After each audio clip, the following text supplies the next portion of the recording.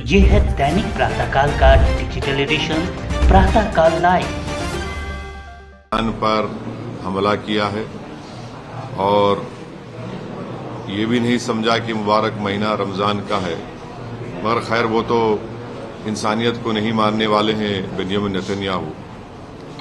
और जो हमला हुआ ईरान के ऊपर, हम उसकी मजम्मत करते हैं। और ख़ास तौर से जब जनीवा में बातचीत के ज़रिए से एक ब्रेक थ्रू हुआ था, और हो सकता था कि अगर वो बातचीत को मान लेते तो जितने न्यूक्लियर स्टॉक पाइल्स थे ईरान के पास वो शायद इस्तेमाल नहीं होते, मगर अब इन्होंने मिलकर ईरान पर हमला किया, जिसकी वजह से 200 से ज़्यादा लोगों की मौत हुई है। और एक लड़कियों के स्कूल में 108 जो बच्चियां स्कूल में पढ़ते हैं उनकी मौत हो गई। आयतुल्लाह खामेनी की मौत हुई है और मैं इसको इमोरल और अनलॉफुल एक्ट मानता हूं, आयतुल्लाह खामेनी की मौत को। और मेरी तरफ से, हमारी पार्टी की तरफ से ना सिर्फ उनके शिया वर्ल्ड को, बल्कि पूरे लोगों को जो उनको अपना रहबर मानते थे, शिया कौम उनको अपना रहबर मानती थी।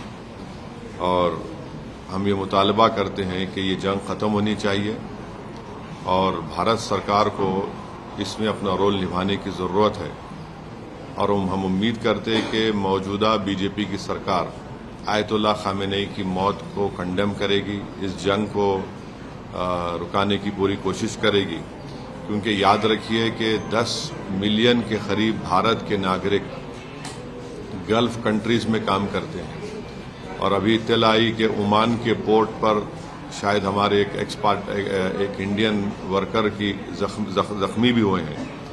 तो ये बहुत, अगर ये जंग नहीं रुकेगी तो फिर ये बहुत आगे बढ़ेगी, ये टर्मोइल होगा पूरे इलाके में। और आपको अंदाज़ा भी नहीं है कि कई भारत के लोग जो उम्रा करने के लिए गए हैं और वो ट्रैवल एजेंट के जरिए जाते, पैसे देते 2 दिन मक्के में, 3 दिन मदीने में, अब उनके पास पैसे नहीं है, वहां पे फ्लाइट ही नहीं उड़ रही है वहां पे। तो कितनी परेशानी हो रही है।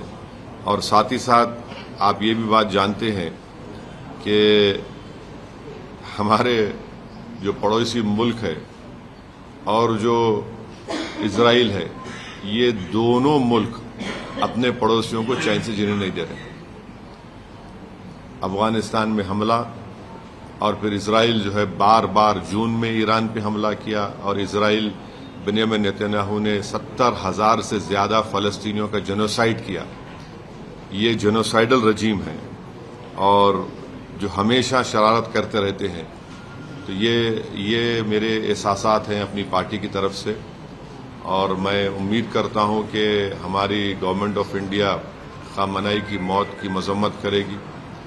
और अगर ये जंग नहीं रुकेगी, जो एक इलीगल है और कोई ख़तरा नहीं था किसी को, सिर्फ दबाना चाह रहे थे और जुल्म कर रहे हैं इस तरह वहाँ पर हमला करके, और इसके जो नताइज निकलेंगे वो बुरे निकलने वाले हैं। हम लोग अंडर एस्टिमेट कर रहे हैं, ये ख़त्म होने वाली नहीं। अगर ट्रंप और नेतन्याहू समझ रहे हैं कि रजीम चेंज होगा ईरान में, मैं नहीं समझता कि रजीम चेंज होने जाने वाला है।